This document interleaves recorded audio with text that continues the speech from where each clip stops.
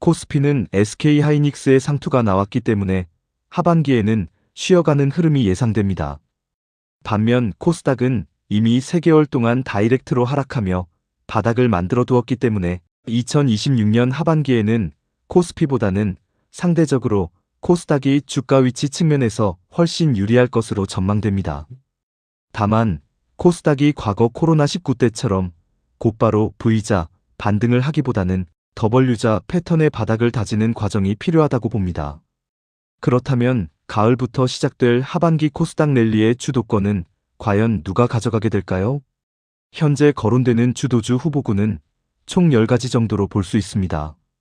첫째 반도체, 둘째 2차전지, 셋째 바이오, 넷째 로봇, 다섯째 의료기기, 여섯째 화장품, 일곱째 엔터, 여덟째 통신장비, 아홉째 AI 소프트웨어, 그리고 마지막 10번째로 OLED나 유리기판 같은 디스플레이 섹터입니다.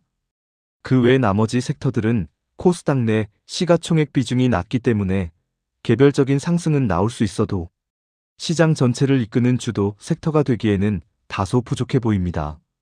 개별 종목으로 보자면 건강기능식품 쪽의 서흥, 노바렉스, 코스맥스 MBT, 그리고 의료기기 쪽의 인바디 정도가 괜찮은 흐름을 보여줄 것으로 예상됩니다. 여기서 이 후보군을 테마 섹터와 실적 섹터로 나누어 볼 수 있습니다.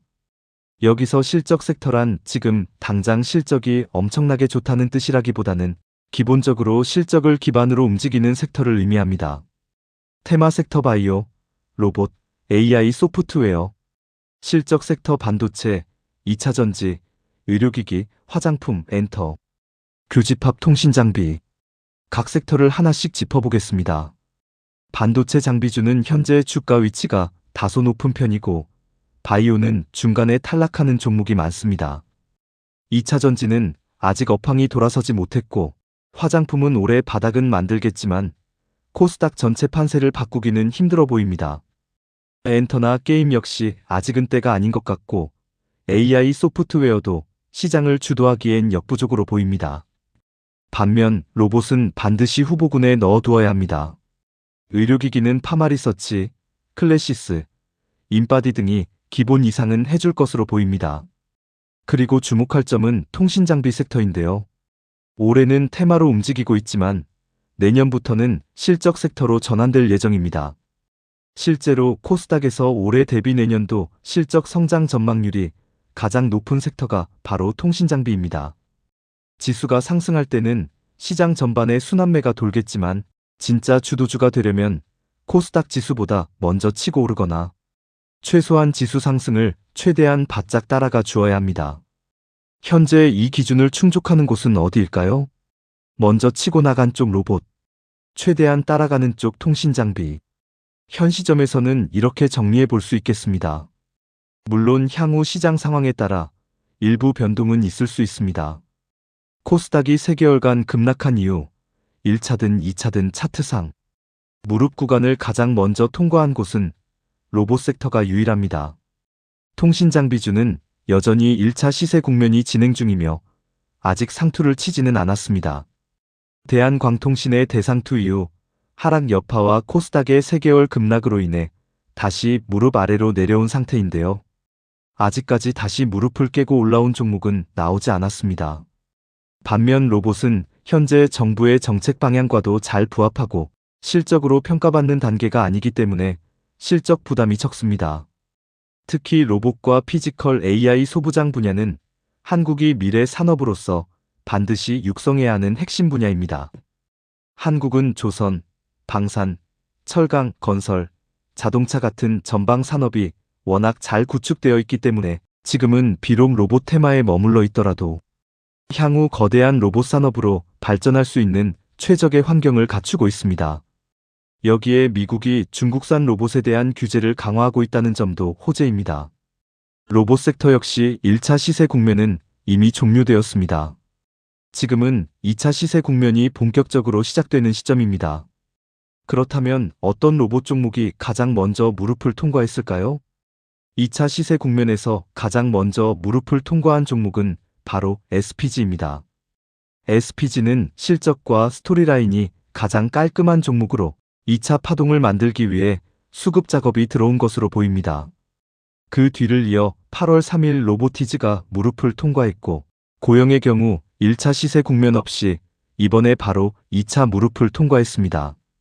로봇주는 이미 1차 시세가 끝났기 때문에 2차 시세 국면이 시작되면 1차 때와는 전혀 다른 양상이 펼쳐집니다.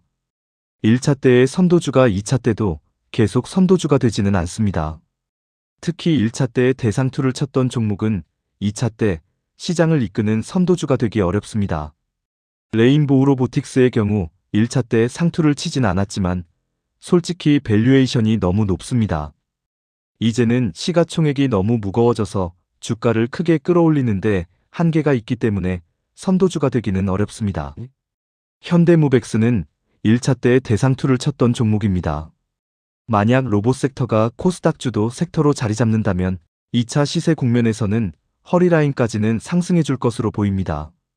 1차 때의 진짜 선도주는 로보티즈였습니다. 하지만 2차 때에는 선도주가 바뀔 수 있습니다. 로보티즈 역시 2차 국면에서는 허리라인까지 올라가는 흐름을 예상해 볼 수 있습니다.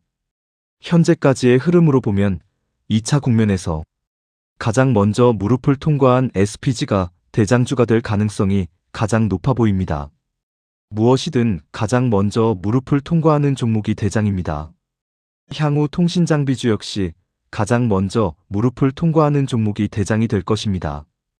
SPG가 선도주 역할을 해준다면 허리를 지나 최대 어깨 라인까지도 상승 여력이 있어 보입니다.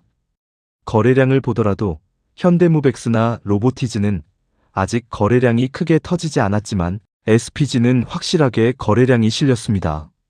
시장의 돈이 로봇주 중에서 SPG로 가장 먼저 들어왔다는 의미입니다. 다만 1차 시세 국면에서 로봇주 대부분이 상투를 경험했기 때문에 2차 시세 국면에서 다시 전고점인 상투권까지 진입하기는 현실적으로 어려워 보입니다. 과거 데이터를 보더라도 1차 때 상투를 쳤던 종목이 2차 때 다시 상투권까지 올라간 경우는 없었습니다. 오히려 2차 국면에서는 1차 때 존재감이 없었던 완전히 새로운 로봇주가 등장할 가능성이 있습니다. SPG는 어디까지나 시장의 물꼬를 터주는 선도주 역할을 하고 실제 시세 폭발은 그 새로운 신규 로봇주가 가장 크게 낼 수도 있습니다. 시장의 2차 국면에서는 항상 이렇게 새로운 영웅이 탄생하곤 했습니다.